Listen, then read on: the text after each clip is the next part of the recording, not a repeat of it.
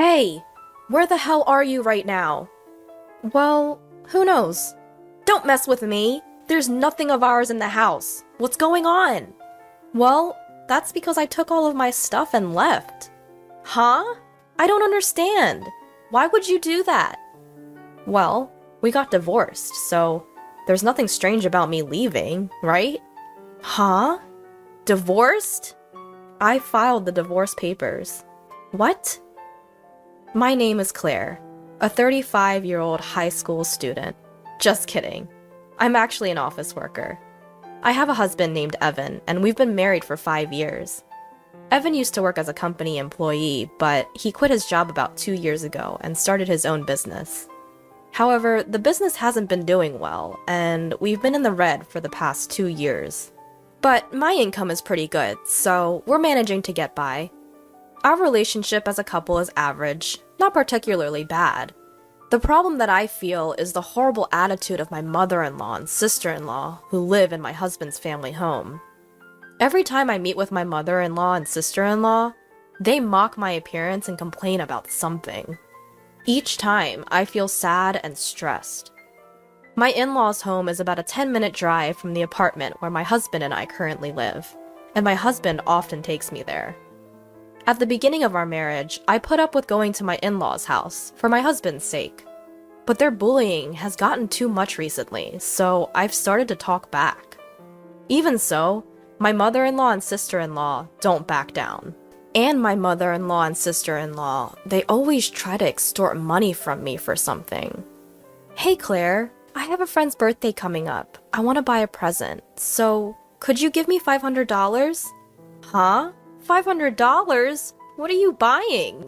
I'm gifting a trip. I'll be going along too. No, that's strange. It's basically like I'm giving the gift, and I can't afford to give $500. You're really stingy, Claire. What are you, a miser? Seriously, even though Evan supports her. Excuse me, I'm the one supporting him.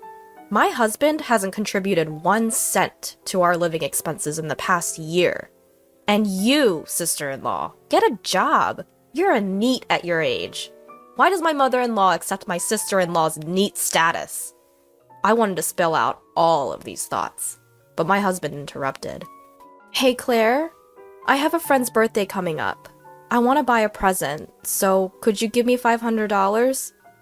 You really understand, Evan. I'm touched. You're a good son.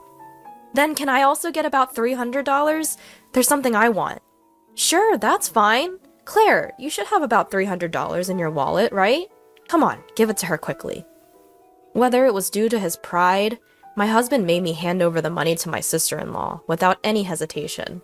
Moreover, my husband started saying incomprehensible things like, "Thanks to me, we can live this luxurious life." I can't keep up with my husband's recent actions. On the way home in the car, I pointed out to my husband, "Why do you put on such a show?" "I have my pride as the eldest son." He began to say more absurd things. From there, it turned into a significant argument.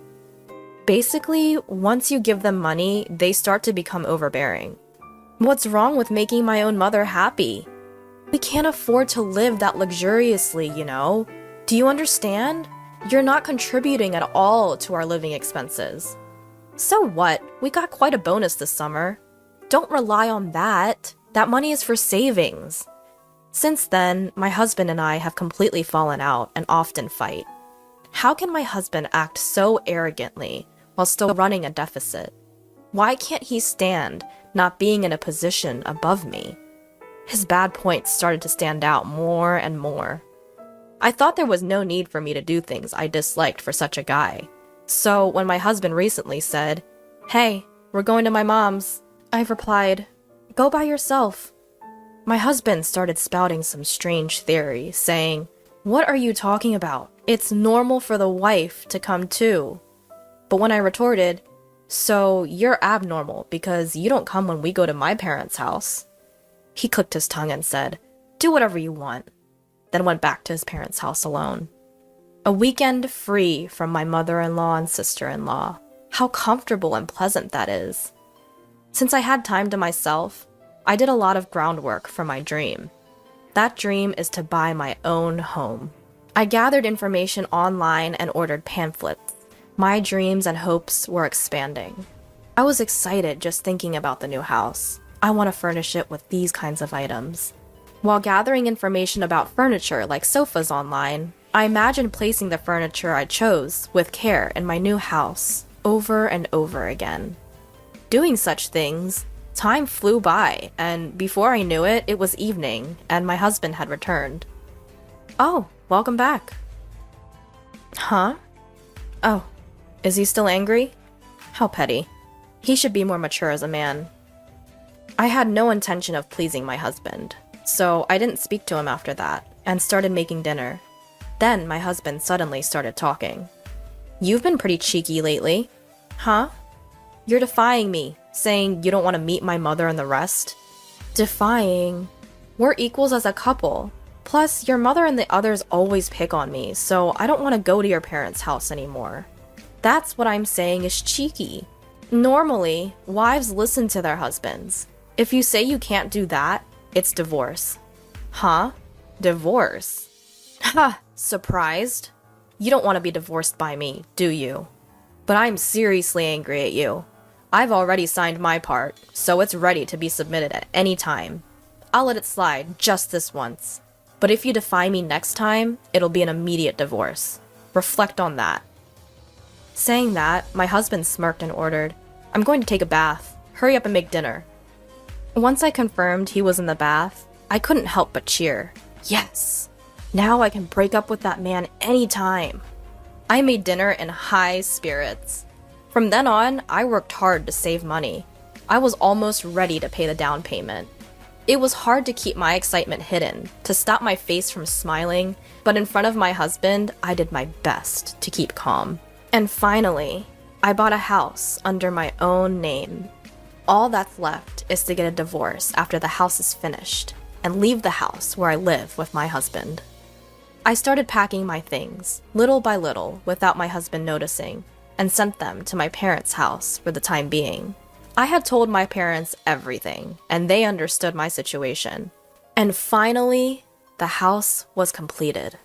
When my husband went back to his parents' house as usual on the weekend, I moved all my things to my new house.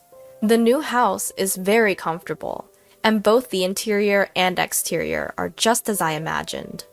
As I enjoyed the pleasant smell of a new house all day, my husband called me that night. Hey, where are you? Well, where could I be? Don't mess with me. There's nothing in the house. What's going on? Well, I took all my things and left. What? I don't get it. Why would you do that? Well, since we're divorced, it's not strange for me to move out, right? Huh? Divorced? I've submitted the divorce papers. What? We're strangers now. Don't mess with me. I won't accept that. But you're the one who said we can divorce any time. As a businessman, you should take responsibility for your words. Anyway, this is the end for us. With that, I hung up the phone. Finally, I was free from my husband. That night, I was able to sleep soundly. Living in my new home was very comfortable, and every day I was able to wake up to fresh and have pleasant mornings. Today, I decided to invite my parents to my new home for the first time. As I was cooking alone in the kitchen, my father and mother came with a bottle of celebratory sake. Both my father and mother were surprised to see my new home. And then the three of us toasted. Even though it was a bit early, we started a party. Suddenly, the intercom of the house rang. Huh? Who could it be at this time? When I checked the intercom, there was my ex-husband, ex-mother-in-law, and ex-sister-in-law. Why are you here? From today, my parents and I will live here. My father is in the hospital now, so when he's discharged, he will live here. Open the door right now. No way, that's ridiculous. Why would I have to do that? Please, leave my property. Immediately. Then my ex-mother-in-law stepped forward. You cheeky girl, listen. What's yours is mine. If you understand, open the door. What are you talking about? I'm single, you know. Huh? Did your son not tell you? We've already filed for divorce. We're strangers now. What? The ex-mother-in-law and ex-sister-in-law turned to look at my ex-husband. He seemed to be explaining something to them. I couldn't tell for sure through the intercom screen, but he was probably saying something like, "I don't accept this." I said, "Anyway, you can't enter this house. Please leave," and hung up the intercom. Then my ex-husband started shouting through the front door, "Open the door! I want to talk!" As I was wondering what to do to get rid of him, a police car pulled up in front of my house, and they took my ex-husband into custody.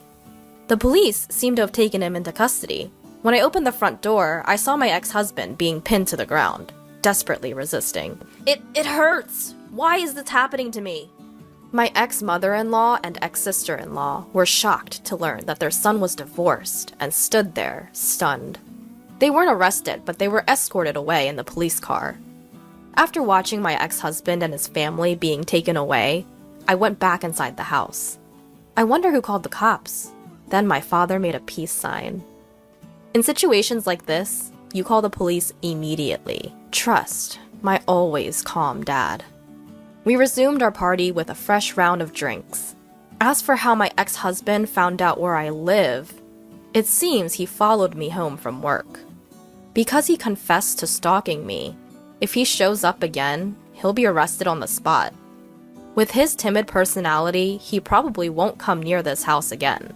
I also got a restraining order against his family. After that, it seems my ex-husband's business didn't go well, and he's just been piling up debt. With the divorce, the money he and his family had been mooching off of me was gone. And with his father in the hospital, they had no income, so it seems they had to sell their house. It's really a case of getting what they deserved. On the other hand, I invited my parents to live with me in my new home. My parents are very happy, saying I've been incredibly filial, and they are enjoying life in the new home. I want to continue to cherish my parents and live happily as a close-knit family.